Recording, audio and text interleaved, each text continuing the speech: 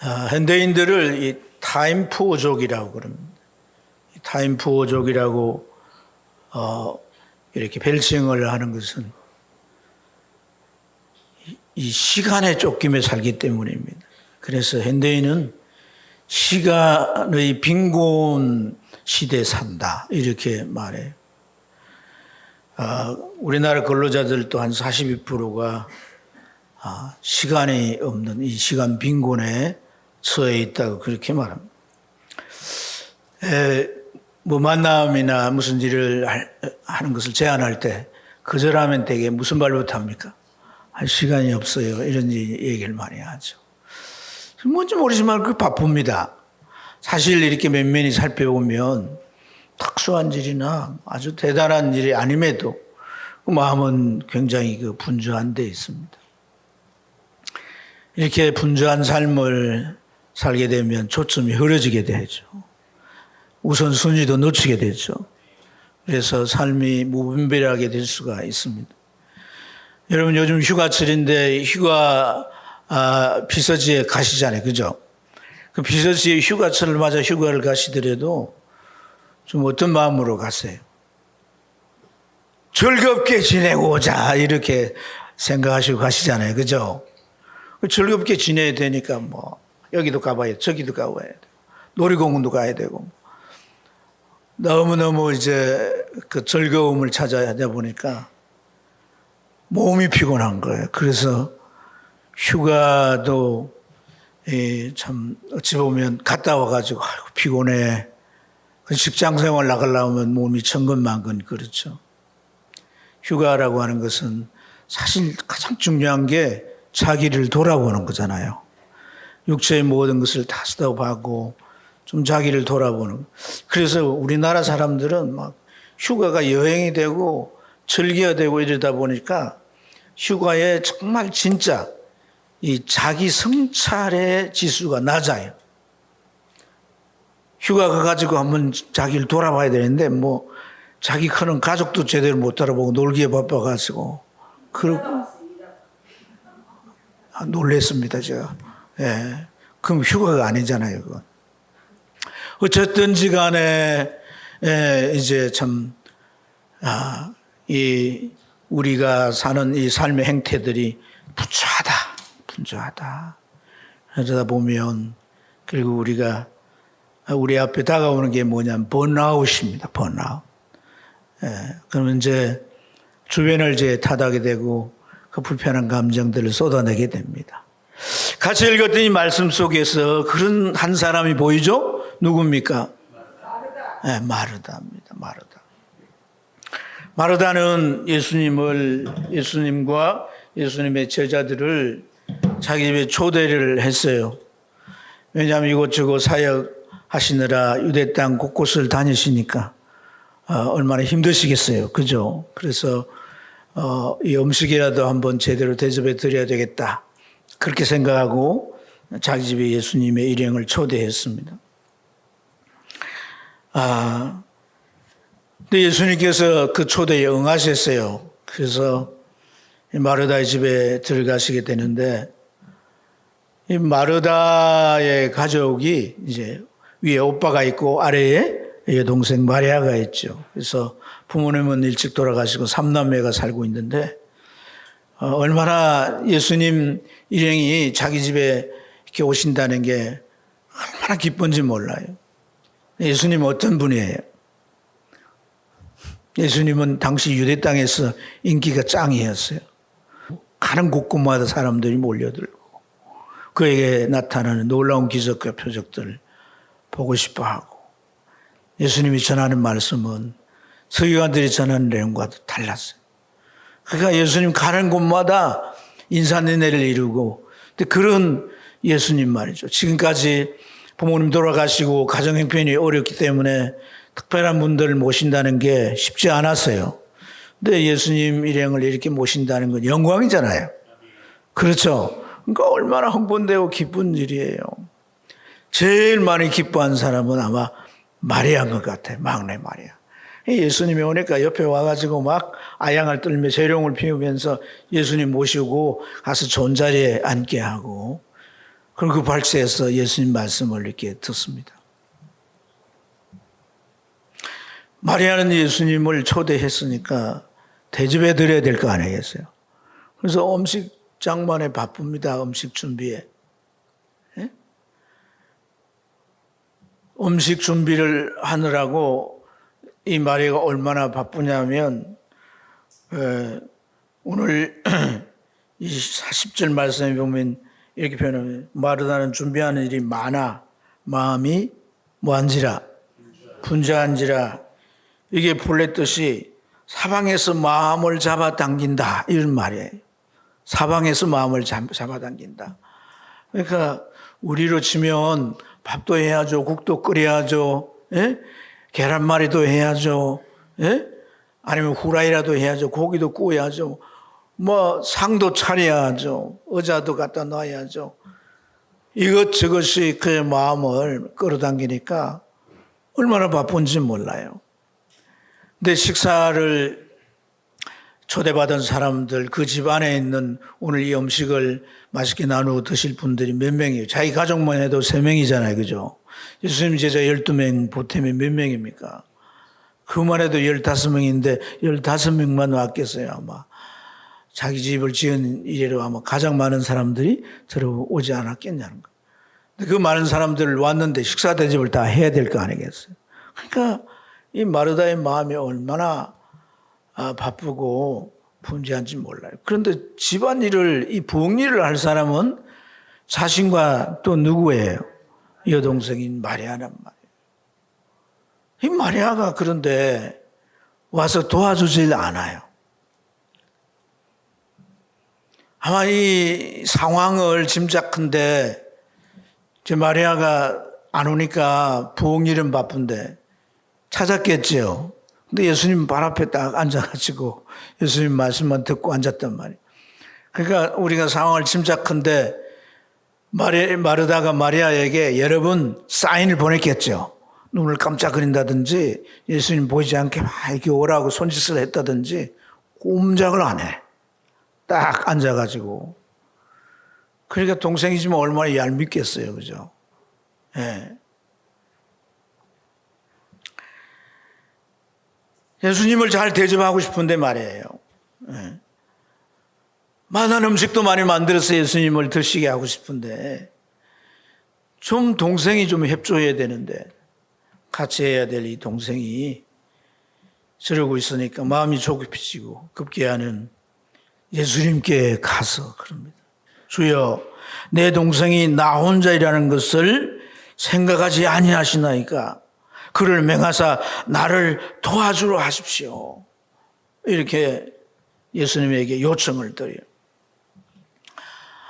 그러면 예수님께서 상황을 보시고 야 마리아야 언니 바쁜데 가서 도와주라 해야 되는 게 우리가 이제 응당하게 생각할 수 있는 일이잖아요. 근데 예수님마저도 동생을 옹호한 듯한 발언을 하세요. 그 마르다야 내가 많은 일로 염려하고 근심하나 몇 가지 또는 한 가지만 해도 된다.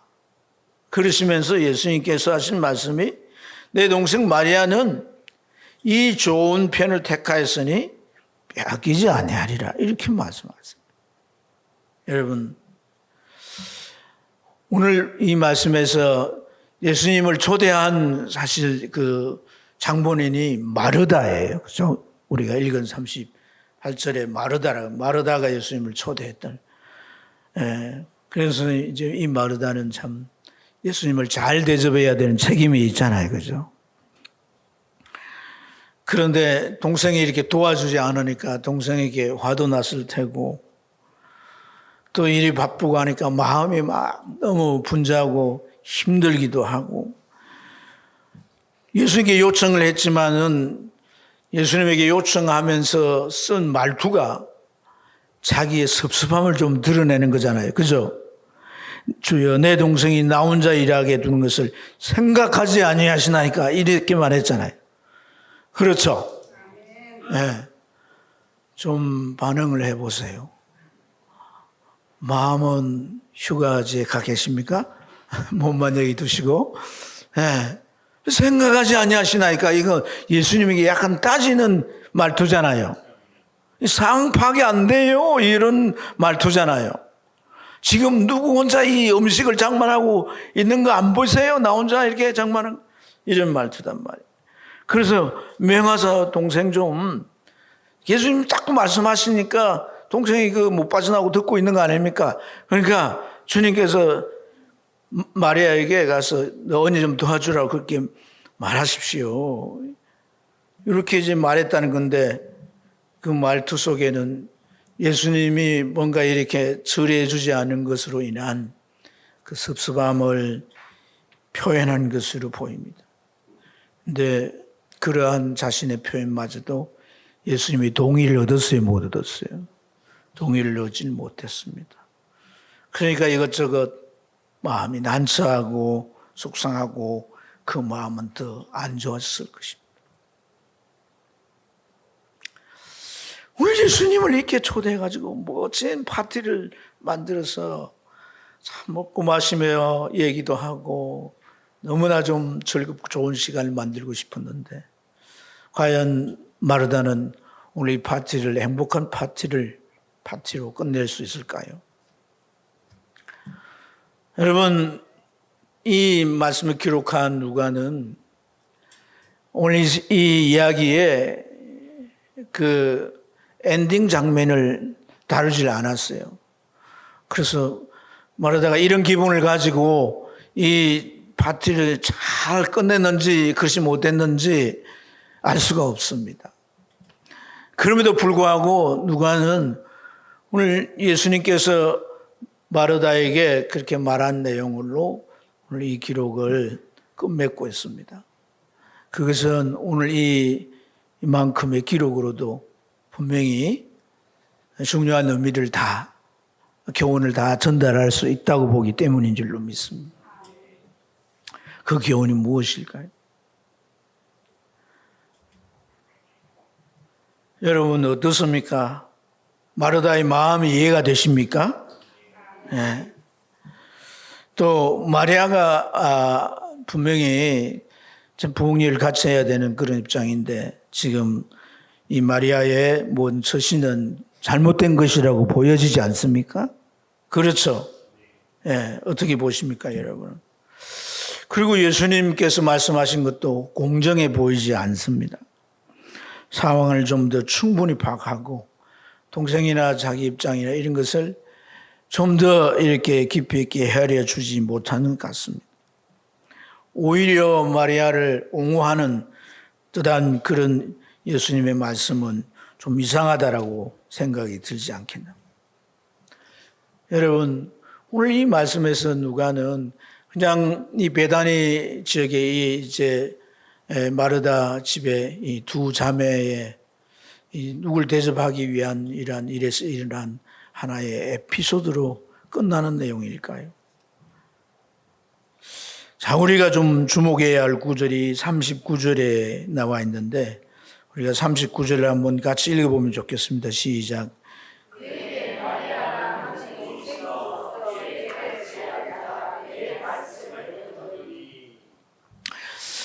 여러분 마리아의 좀 이 모습을 한번 그려보시기 바랍니다. 예수님이 이렇게 딱 앉아 계시고 의자에 앉아 계시겠죠.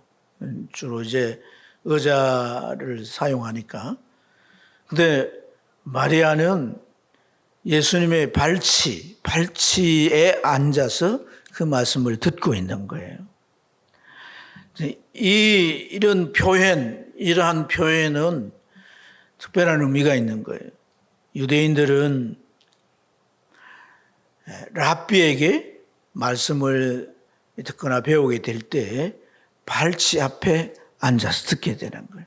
그래서 발치 앞에, 누구 발치 앞에 앉았다라고 하는 것은 말씀을 잘 배우고 청종하는 그런 태도를 일컫는 표현인 거예요. 근데 오늘 이 누가는 그냥 예수님의 발치 앞에 이렇게 말하지 않고 주의 발치 앞에라고 말했어요.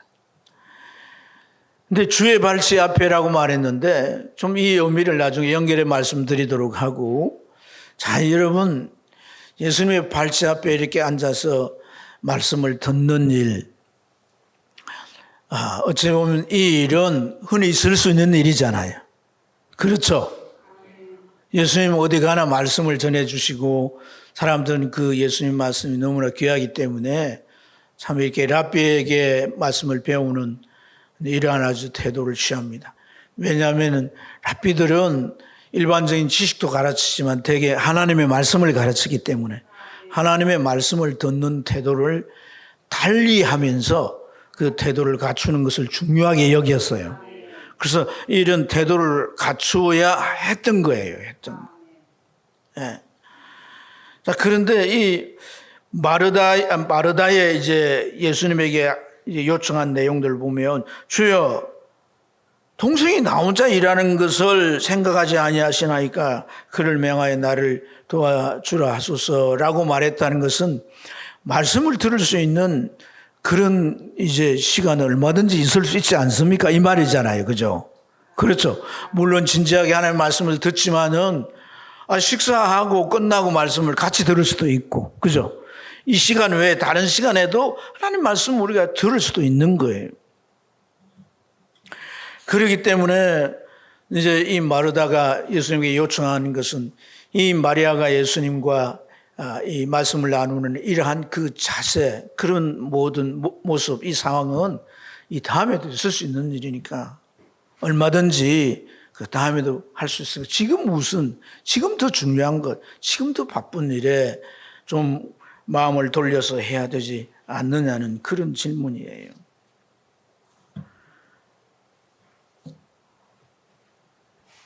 오늘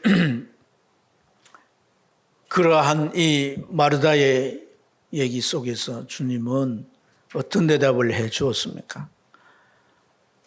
마르다를 어찌 보면 좀 그 부문제한 마르다를 위해서 일을 줄여서 한 가지라도 족하다고 말씀을 했지만은 마리아에 대해서 어떻게 표현하고 있습니까? 이 좋은 편을 택하였으니 뭐하지 아니하리라. 빼앗기지 아니하리라 이렇게 말씀했다는 거예요.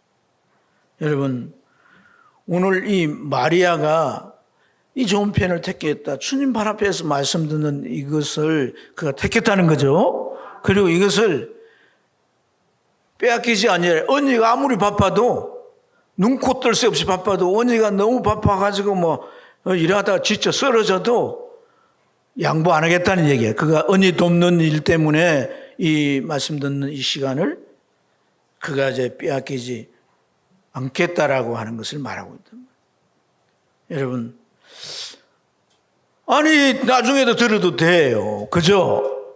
얼마든지 기회들은 있단 말이에요. 지금 중요한 게 그게 아닌데 마르다 입장에서는 전혀 이해가 될 수가 없습니다. 그러면 우리가 어떻게 이 말씀의 의미를 잘 헤아릴 수 있겠습니까? 여러분 누가복음 10장이라고 하는 이 내용은 전체가 예수님이 누구냐는 것과 그의 말씀이 어떤 차원의 의미가 있느냐를 말해주고 있는 거예요. 그래서 10장 23절부터 24절에 보면 예수님은 제자들에게 그렇게 말합니다. 제자들을 돌아보시며 조용히 이르시되 너희가 보는 것을 보는 눈은 복이 있도다. 내가 너희에게 말하노니 많은 선지자와 임금이 너희가 보는 바를 보고자 했을 때 보지 못하였으며 너희가 듣는 것을 바를 듣고자 했을 때 듣지 못하였느니라. 이렇게 말씀하시면서 이 보는 것과 듣는 것이 얼마나 대단하고 얼마나 특별한 것인지를 말씀하고 있는 거란 말이에요. 무슨 말이에요? 많은 선지자는 어떤 자들입니까? 하나님의 말씀을 전하는 자들이잖아요. 그만큼 하나님의 말씀을 많이 알고 있는 자들이란 말이에요. 그런 자들도 알지 못하는 말씀이라는 얘기잖아요. 그렇죠. 왕들 어떤 자들입니까? 왕들은 나라를 다스리는 자들이에요. 그러니까 많은 지식과 정보가 필요하잖아요. 그래서 왕들 주변에는 어떤 자들이 있습니까? 전문적으로 조언해 주는 자들이 많이 있습니다. 그러니까 온 세상의 정보와 아주 발달된 최고로 연구된 그런 전문 지식을 듣는 자가 왕이란 말이에요. 그런 자들이 들었던 얘기들, 그들이 들었던 얘기, 왕들이 들었던 얘기 속에도 지금 예수님이 마리아에게 하는 말 내용이 없는 그런 내용이라 그 말이에요. 그만큼 중요하고 그만큼 가치 있는 특별한 내용이란 그런 말씀인 줄로 믿습니다. 오늘 이 마리아에게는 그 발치에서 말씀을 얻는 순간이 정말 선지자들도 그 왕들도 듣지 못한 그 특별한 내용을 듣고 있는 그런 상태이기 때문에 그래서 빼앗기지 아니하리라 이렇게.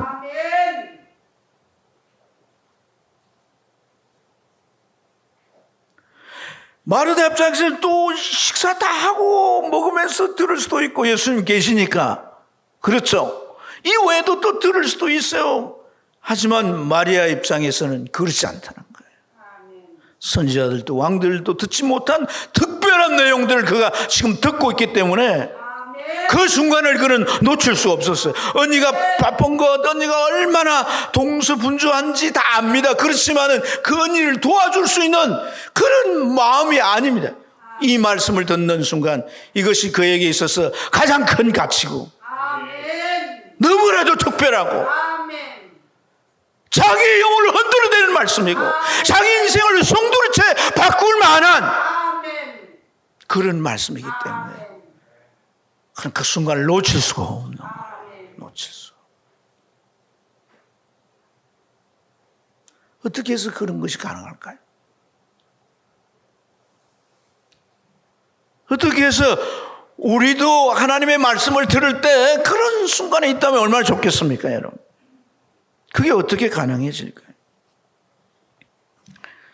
주님이 이 말씀을 한 배경은 이 10장에 다 나와 있습니다만 70명을 선택해서 전도자로 세우시고 그들에게 권세를 주시고 두 사람씩 짝지어서 이제 마리아가 전도하게 하셨어요. 근데 그들이 갔다 와서 보고를 합니다. 어떤 보고를 하냐면 주여 우리가 주님의 이름으로 말하니까 귀신들이 들면서 떠나갔어요. 귀신들이 막 들어와서 떠나간 걸 보아서 너무너무 신기해가지고 와서 보고를 합니다. 그럴 때 주님께서 그 말을 듣고 야 너희들의 이름이 천국에 기록된 걸 더 기뻐해야 된다 라고 말씀을 하셨는데 그 앞에 어떤 말씀 나도 보았다. 마귀가 번개같이 사단이 땅에 떨어지는 것을 보았다. 이렇게 주님이 말씀을 하셨어요. 그리고 하나님 앞에 기도를 해요. 어떤 기도를 하냐면 천지의 주제이신 아버지여 이것을 지혜 있다 한 자들에게는 숨기시고 어린아이 같은 이들에겐 나타내심을 감사하나이다. 이것이 주의 뜻입니다. 아버지의 아들이 누구인지 아는 자가 없고 또 아들과 아들의 소원대로 계시를 받은 자 외에 아버지가 누구인지 아는 자가 없습니다. 이렇게 말합니다. 마리아에게 오늘 이 말씀의 순간은 뭐예요? 하나님의 말씀이 뭐 됐다는 거예요? 계시됐다는 거예요. 예수님의 소원대로 하나님의 말씀이 계시되었다는 거예요. 다르게 표현한다면 성령에 사로잡혀서 하나님의 말씀이 들렸다는 거예요. 이것은 뭐 대접을 하기 위해서 동생이 자기 일 도와주지 않고 하는 그런 하나의 에피소드 정도가 아니라는 거예요. 굉장히 중요한 의미가 이 속에 담겨 있으면 우리가 깨달아야 할 줄로 믿습니다.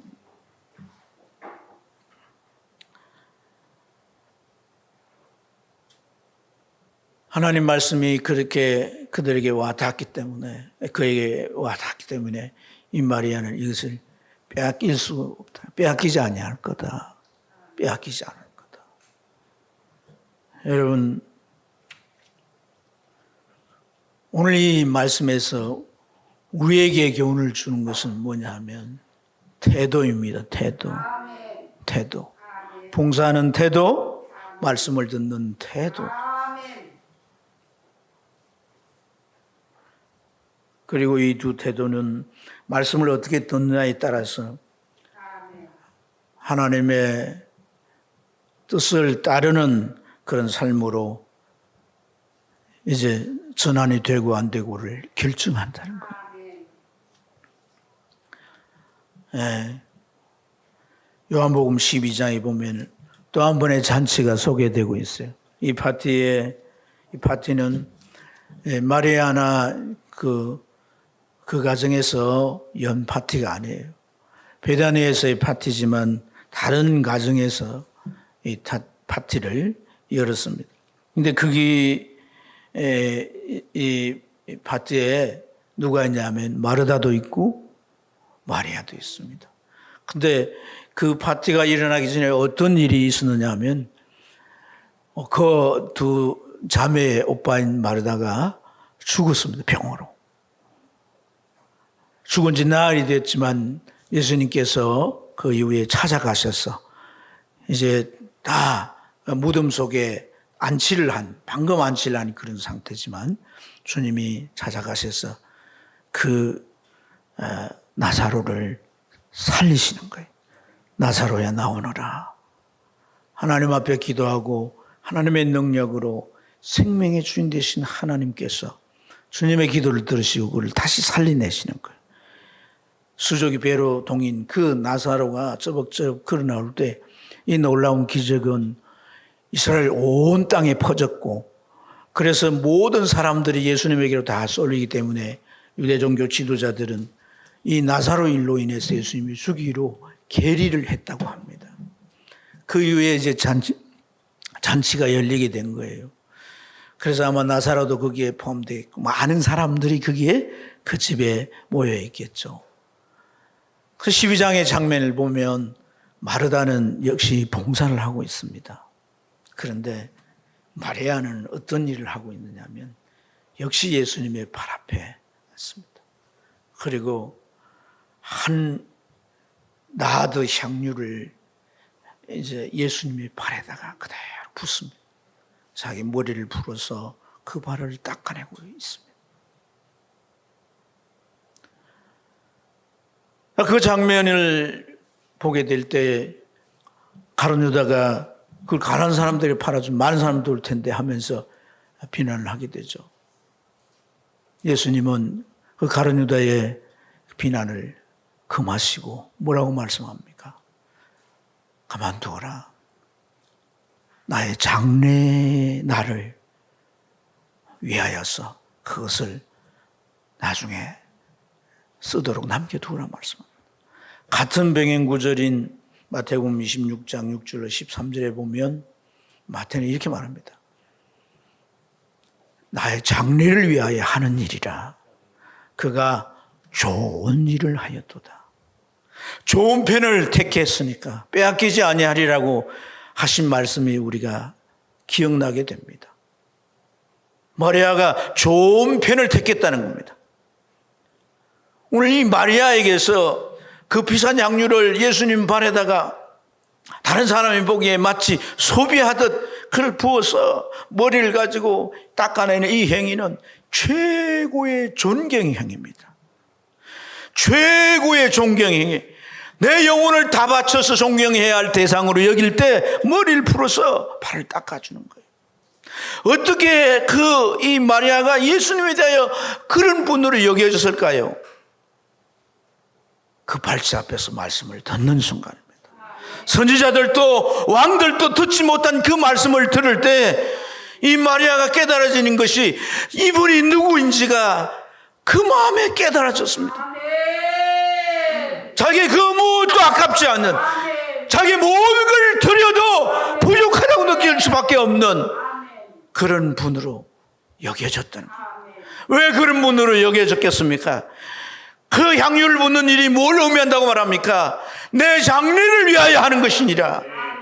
예수님이 십자가에 순환 받으시고 죽으신 그 일이 뭘 의미한다는 말입니까? 바로 마리아의 자신의 죄 때문에 그 죄로 지옥 갈 그를 구원하기 위하여서 그 죄를 대신하여 심판을 받으시고 죄값으로 자기 생명을 내주신 그 예수님의 복음을 바로 그 자리에서 마리아가 들었다는 얘기예요. 그렇기 때문에 마리아는 예수님을 향하여 이런 존경을 이런 그의 신앙을 고백하는 행위를 나타낸 것인 줄로 믿습니다. 사랑하는 여러분, 오늘 우리가 이 말씀에서 교훈해 주는 요지가 태도라고 했는데, 봉사하는 태도, 또 우리가 주님 말씀을 듣는 태도, 이것은 각각 다른 것이 아닙니다. 서로 연결되어 있습니다. 우리 봉사가 하나님이 받으시는 봉사가 되어야 되는 겁니다. 우리 봉사 속에서 베드로 사도가 말했던 것들은 그처럼 하나님의 말씀하려면 하나님 말하는 것처럼 해야 되고, 봉사하려면 하나님 주신 힘으로 해야 하나님께 영광이 된다. 예수 이름을 통하여 하나님께 영광이 된다. 이 말씀의 의미가 뭐냐면, 오늘 우리의 봉사가 왜 많은 일에 지치고 도와주지 않는 사람에 대하여서 화가 나고, 그래서 사람들의 감정을 표출하고, 이 잔치가 오히려 다른 사람이 모르겠지만 마르다 마음속에는 어찌 보면은 잔치의 기분이 아니잖아요. 즐거움이 없잖아요. 기쁨이 그 속에 없잖아요. 그런 이 마리아의 상태, 봉사의 태도는 자기가 생각하는 것, 자기가 이렇게 해야 되겠다고 계획한 것, 그것을 오롯이 자기 힘으로 다 해내겠다는 생각 때문인 거예요. 하나님이 주신 힘으로 할 수 있으려면 우리 어떻게 해야 되는 겁니까? 예수 그리스도를 바라봐야 하는 겁니다. 아멘. 그분과 손을 잡아야 하는 것입니다. 아멘. 그래서 내가 봉사로 끝나지 않고 주님을 체험하는 순간이 되는 것이고, 아멘. 주님이 나를 사용하셨다라고 하는 그 놀라운 체험이 내 신앙을 견고하게 해주며, 내 신앙을 뜨겁게 해주며, 내가 주님 앞에 와서 예배할 때에 나를 사용하신 하나님 앞에 영광을 올려드리는 그런 봉사가 되는 것입니다. 그런데 그 봉사는 바로 주의 말씀이 내게 들려질 때 그 선지자들이나 그 왕들이 듣지 못한 말씀으로 들려야 되는 거예요. 그 말씀으로 들리기 위해서는 말씀 듣는 태도가 어떻게 해야 되겠습니까? 특히 말씀을 가르치는 자들, 내가 그 말씀을 안다는 생각에 잠룡을 한다든지 뭐 다른 걸 본다든지 태도가 아주 불량한 것을 볼 수 있습니다. 중요한 것은 뭐냐면, 하나님의 말씀이 내 마음 가운데 남아있어서 내가 삶을 살아가든 봉사를 하든 뭘 하든지 그때 떠올라야 하고, 아멘. 내 은행을 좌우할 수 있는 기준이 돼야 하고, 아멘. 그럴 때 주님은 나와 동력하시고, 아멘. 주님은 나와 함께 일하신다는 사실. 지난 금요일 날 미국의 내과 의사인 그 원종수 권사님, 이제 목사님이 되셨더라고요. 얘기를 잠깐 나누었어요. 너무 60년대 너무 가난하고 힘들어서, 어머니는 남편도 이제 이미 이제 돌아가셨고, 3남매를 키우기 위해서 행상을 하고 파출부를 하고 그렇게 지내는데, 바라볼 때 하나님밖에 없는 거예요. 하나님만 온전히 의지하고 이렇게 사는데, 그 하나님 앞에 그냥 예배하는 이런 삶으로는 안 되는 거예요. 그래서 새벽마다 기도하고 저녁에 가서 기도하고 하나님이 도우시길 그렇게 기도. 근데 어머니 따라 그렇게 기도하면서 한 달을 철야 기도를 했대요. 기도를 했는데 갑자기 음성이 들렸어요. 종수야, 종수야. 그래서 어디서 부르는가 했더니 주님의 음성이었던 거예요. 네가 뭘 원하느냐. 너무 가난하기 때문에 돈이라는 소리가 이 목구멍 위에까지 올라왔다. 근데 그 순간에 주일학교 선생님들이 솔로몬이 하나님 앞에 일천번제를 드리고 하나님 뭘 줄까 할 때 지혜를 구했다는 말이 떠올라서 지혜를 주십시오 했다는 거예요. 지혜를 주십시오. 그리고 이어서 돈도 좀 주십시오 이렇게 말해요. 그래서 그는 그렇게 이제 하나님 찾아오셔가 자기한테 엄청나게 놀란 체험 아닙니까? 그죠? 당장 무슨 일이 일어날 거라고 생각해요. 머리가 지혜가 많이 들어서 좀 무거워졌다든지, 뭐 또 어떤 하나님께서 물질의 뭐 복을 뭐 이렇게 여러 행태를 주실, 전혀 그런 일이 없었다는 거예요. 그런 일이 없었는데, 어머니가 어떤 할아버지 한 분을 모시고 왔는데, 거지입니다. 앞을 볼 수가 없어요. 그리고 보지도 못하고 거지 생활하니까 얼마나 그 몸이 더러워져 있겠습니까? 옷은 오물이 묻어가지고 갑옷처럼 딱딱해 있어. 그래서 남자니까 이제 어머니가 옷을 벗기고 모욕시키라고 자기한테 지시를 했는데, 그때만 해도 고등학교 2학년이니까 뭐 그랬대요. 근데 너무 더러워가지고 옷을 만질 수가 없는 거예요. 그래서 나무 막대기를 이렇게 해가지고 옷을 벗겨가지고 목욕을 했는데 옷이 없잖아요.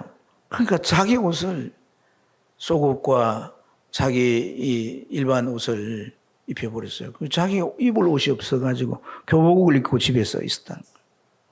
마음이 너무 안 좋았다는 거예요. 마음이. 아니 어머니, 우리가 지금 때거리를 해결하지 못할 상황인데 아이 노인을 이렇게 모시고 와가지고 어떡하란 말이에요. 어머니가 새벽기도 갔다 오면 헌병 초소 같은 데가 낡은 데가 있는데, 거기에 이제 이분이 이제 추운 그 겨울인데 뭐 거적대기 같은 걸 쓰고 그렇게 덜덜 떨고 있으니까 겨울이라도 나게 해드리겠다고 모시고 온 거예요. 그래서 그렇게 이제 대접을 해드렸어요. 그 이후에 이제 시간이 지나고 자기가 새벽 기도를 마치고 피곤해가지고 누워 있는데 손에 로마서가 잡혔다는 거예요. 옛날에는 각권을 나누어서 이렇게 만드는 성경책이 많았거든요. 근데 그 로마서를 단숨에 읽었다는 거예요. 16장까지. 또 읽고 싶어서 또 이제 내용을 한 번 더 읽었다는 거예요. 근데 놀라운 일이 일어났다는 거예요. 그걸 읽는 순간 로마서 한 장면이 글자가 여러분 뭐 컴포트에 뭐 이제 글들이 이렇게 이제 다 이렇게 메모리돼서 들어가는 내용들 있지 않습니까? 마치 그런 것처럼 자기 머리에 그게 들어. 집에서 나가서 거리를 걸어가는데 장면들마다 로마서가 보이더라는 거예요.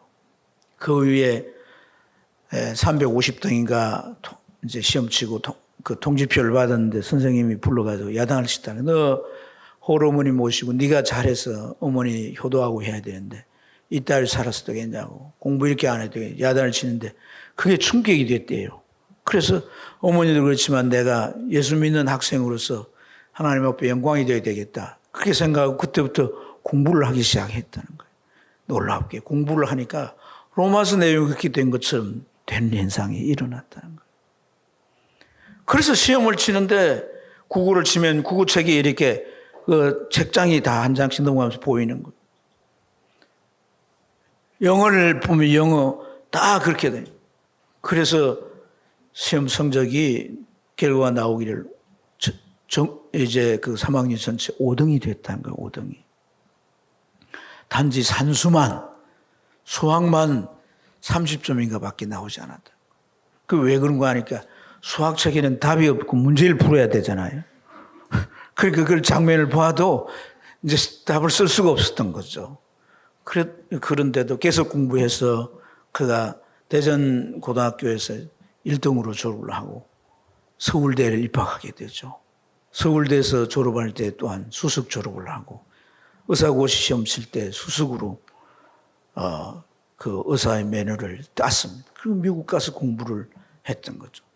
최고의 내과 전문의가 됐다는 거예요. 그렇게 하나님이 주시는 지혜를 얻고 그가 그런 삶을 사는데 정말 솔로몬에게 말씀하셨던 것처럼 그가 지혜도 주시고 돈도 좀 주십시오 했는데 돈 정도가 아니라 엄청난 영광과 부귀도 그에게 주셨다는 거예요. 그런 삶의 결과 때문에 간증을 하게 부탁을 해서 청년들에게 간증을 하는데 뭘 간증해? 최초의 간증을 뭘 간증해야 될까?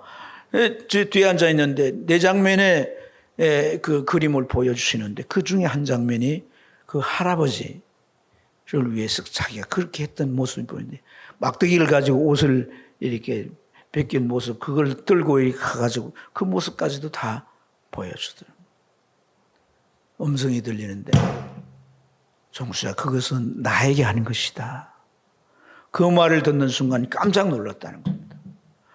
아니 그때 진작 주님이시라고 하시죠. 그 할아버지를 내가 그렇게 했는데 주님이라고 했다면 내가 그렇게 하질 않았을 텐데 주님이라고 했다면 내가 그렇게 냉대하고 화내고 그렇게 대하지 않았을 텐데 여기에 넌센스가 있는 거예요. 이미 주님이라고 말씀했습니다. 주님은 가난한 자에게 하는 것이 나에게 하는 것이니라. 말씀을 들을 때 우리가 이렇게 깨달아지게 듣지 못하면 우리는 실제 어떤 상황에서 그 말씀을 따라 믿음으로 할 수가 없는 거예요.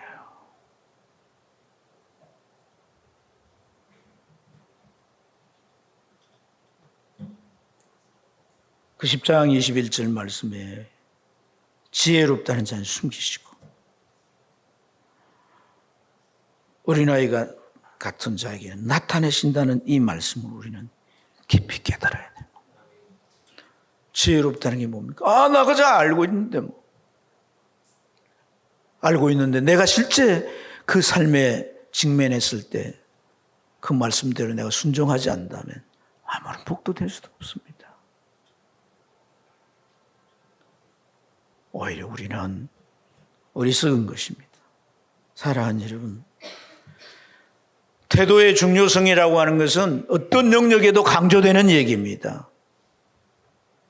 사람이 삶을 살아가는데 가장 아주 중요한 요소가 뭐냐? 태도라고 말합니다. 태도. 이 태도가 강조됩니다. 그런데 우리는 반복되는 일에 있어서 누구든지 그것에 습관화되기 쉽고 그것에 대하여 우리가 행식에 치우치기가 쉽습니다. 진심을 담은 태도를 우리가 잃어버리기 쉽다는 것입니다. 그러나 그렇게 될 때 우리는 하나님이 우리에게 주신 복을 놓치는 것이 되고 만다는 것을 우리가 오늘 이 말씀을 통해 깨달게 된다면 우리의 마음가짐과 태도가 얼마나 중요한가 이걸 새롭게 깨닫게 됩니다. 한 장수 똑같은 내용을 수없이 반복해 듣는다 할지라도 그것이 내 것이 되는 게 아닙니다.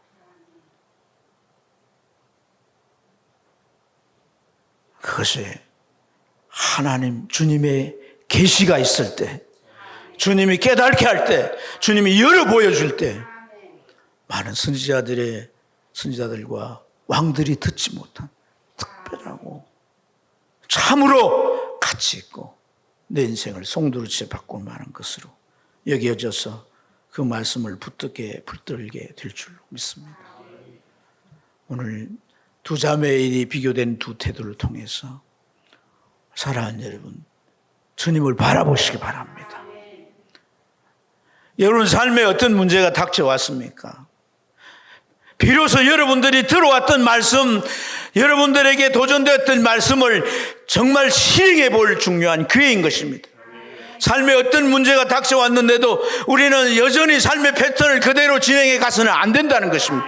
그게 하나님의 말씀에 반응하는 내 삶의 모습이 보일 때 주님은 바로 그 모습을 보시고 움직이실 것입니다. 사랑하는 여러분, 주의 말씀이 여러분에게 축복이 되기를 기원합니다.